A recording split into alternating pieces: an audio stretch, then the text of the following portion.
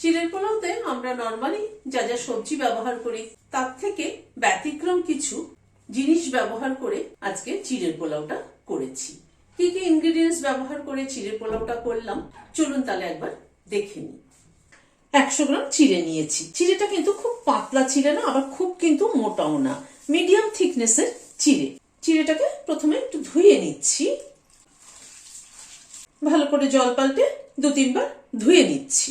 2-3 বার ভালো করে জল পাল্টে ধুয়ে নিলাম। এবার হাতে অল্প একটু জল নিয়ে ছিটে দিয়ে দিয়ে ভিজিয়ে রাখছি। খুব বেশি জল কিন্তু দেওয়া যাবে না, চিড়ে যদি চিপচিপে হয়ে যায় তাহলে কিন্তু ভালো লাগবে না। 10 মিনিট মতো ভেজানো থাকুক। হোয়াইট অয়েল দিচ্ছি প্যানে, সর্ষে ফোড়ন দিলাম 1 চামচ, 2 কারি পাতার ডাঁটি ছিঁড়ে দিয়ে দিলাম। সর্ষে কারি পাতাটাকে ভালো মতো একটুখানি ভেজে নিচ্ছি। লম্বা লম্বা করে কাটা আলু একটা দিয়ে দিলাম। আলুটাকে একটুখানি ভেজে নিচ্ছি। প্রথমে নুন ছড়িয়ে দিলাম, হলুদ দিয়ে দিলাম। নুন হলুদ দিয়ে আলুটাকে একটু ভেজে নিচ্ছি। মিনিট 2 সময় ধরে আলুটাকে ভেজে নিলাম। এখানে 2 পেঁয়াজ লম্বা লম্বা করে কেটে নিয়েছি, সেটা দিয়ে দিলাম। পেঁয়াজটাকেও একটু হালকা করে আলুর সাথে ভেজে নিচ্ছি। এই রেসিপিতে পেঁয়াজের পরিমাণটা একটু বেশি হলে খেতে ভালো লাগে বেশি। 1 চামচ আদা কুচি দিয়ে দিলাম, 2 কাঁচা লঙ্কা কুচি দিয়ে দিলাম। ভেজে নিচ্ছি একসাথে সবকিছুকে কিন্তু হালকা করে একটু ভাজবো। এই মিনিট খানেক ভেজে নিলাম সবকিছুকে। খুব বেশি ভাজা হয়ে গেলে ভালো লাগবে না। এখানে খানিকটা নারকেল কুচি ছিল, সেটা দিয়ে দিলাম। খানিকটা ছোলা সেদ্ধ করে দিলাম, আর খানিকটা চিনেবাদাম রোস্ট করে দিয়ে দিলাম। সবকিছুকে আবার একটুখানি টস করে নিচ্ছি।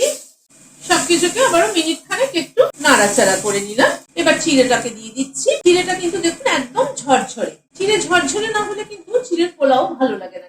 চিড়েটাকে সবকিছুর সাথে মিশিয়ে দিচ্ছি। 1/2 চামচ মতো নুন ছড়িয়ে দিলাম, 1 চামচ চিনি ছড়িয়ে দিলাম। আমরা তো সাধারণত গাজর, বিনস, ফুলকপি, কড়াইশুঁটি দিয়ে চিড়ের পোলাও করে থাকি, কিন্তু এইভাবে আলু পেঁয়াজ দিয়ে, ছোলা দিয়ে, নারকেল দিয়ে করে দেখবেন দারুণ লাগে কিন্তু খেতে। চিড়েটা দেওয়ার পরে মিনিট 2 মতো একটু নাড়াচাড়া করে নিলাম। খানিকটা নারকেল কোড়া ছড়িয়ে দিলাম।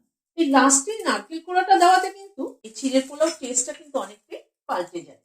খানিকটা ধনেপাতা কুচি দিয়ে দিলাম। সবকিছুকে একবার একটু মিশিয়ে দিচ্ছি। গ্যাসের ফ্লেমটাকে বন্ধ করে দিলাম, দিয়ে সবকিছুকে একটু মিশিয়ে দিচ্ছি। নারকেল কোড়াটা কিন্তু ভাজা হবে না, ওপর থেকে ছড়ানো থাকবে, তাহলে কিন্তু খেতে বেশি ভালো লাগে।